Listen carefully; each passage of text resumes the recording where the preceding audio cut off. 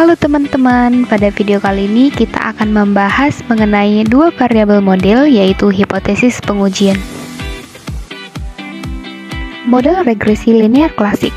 Metode linear klasik adalah metode yang digunakan dalam analisis statistik untuk memahami hubungan antara variabel dependen dan satu atau lebih variabel independen. Model ini berasumsi bahwa model regresinya adalah linear dalam parameter.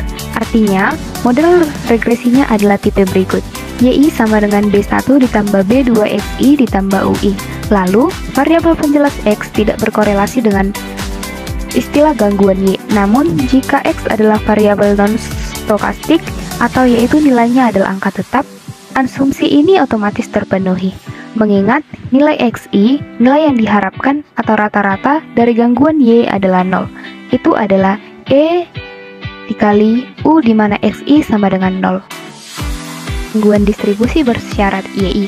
Apa yang asumsi nyatakan adalah bahwa faktor-faktor atau kekuatan-kekuatan lain ini tidak berhubungan dengan XI atau variabel yang secara eksplisit diperkenalkan dalam model dan oleh karena itu diberi nilai XI. Nilai rata-ratanya adalah 0. Hal ini ditunjukkan pada gambar. Asumsi-asumsi lain adalah sebagai berikut. Yang pertama, variansnya masing-masing YI adalah konstan atau homokedastik. Homo berarti sama dan skedastik berarti varian. Itu adalah varian UI sama dengan 2. Yang kedua, tidak ada varian antar dua istilah kesalahan. Yang ketiga, model regresi ditentukan dengan benar.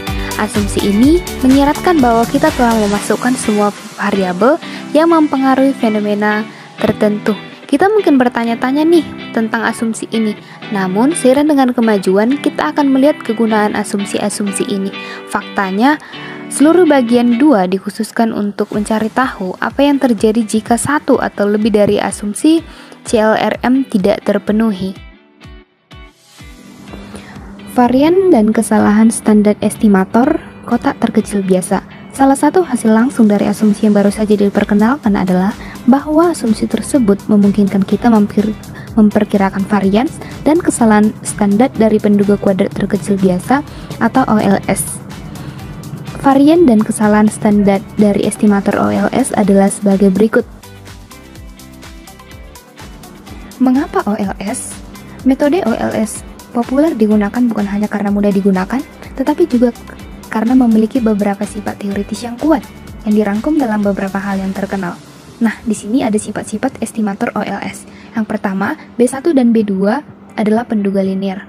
Yang kedua, mereka tidak memihak. Lalu, E dikali N2 sama dengan 2, artinya penduga OLS untuk varians kesalahan tidak bias. Dan yang terakhir, B1 dan B2 adalah efisien penaksir. Uji hipotesis. Misalkan seseorang berpendapat bahwa pendapatan keluarga tahunan tidak ada hubungannya dengan nilai saat matematika siswa. H0 dibagi B2 sama dengan 0. Kemudian hipotesis itu B2 sama dengan min 2 atau nilai lainnya tidak ada artinya. Hasil numerik menunjukkan hal itu, B2 sama dengan 0,0013. Sejak B2 mengikuti distribusi normal dengan min dan varians dinyatakan dalam ekspresi, kita mengetahui pada gambar di samping. Berapa bait dari regresi yang dipasang? Koefisien indeterminasi R2. Cara ke-1 untuk menghitung R2 adalah sebagai berikut.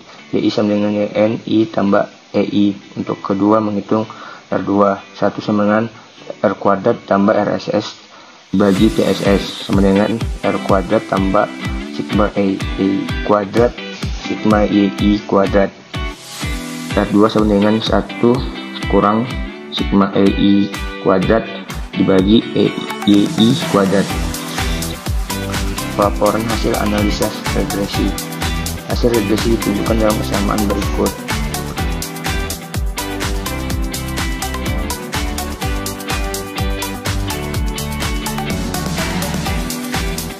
Selanjutnya, uji normalitas.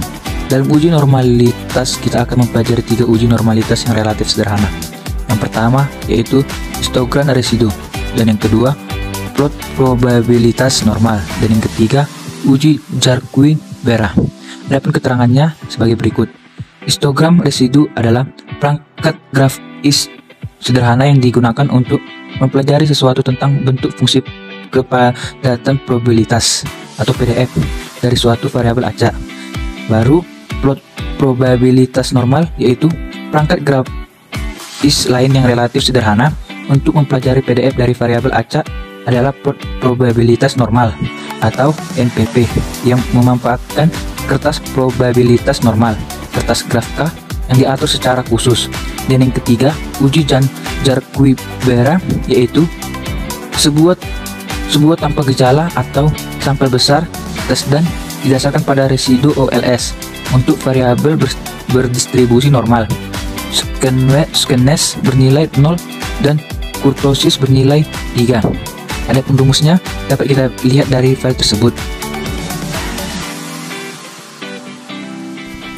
Gambar 3.13 menunjukkan bahwa plot probabilitas normal dari residu yang diperoleh dari regresi produktivitas kompensasi.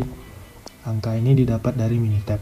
Seperti yang jelas dari gambar ini, estimasi residu terletak kira-kira pada garis lurus yang menunjukkan bahwa suku kesalahan, yaitu YI, dalam regresi ini mungkin berdistribusi normal.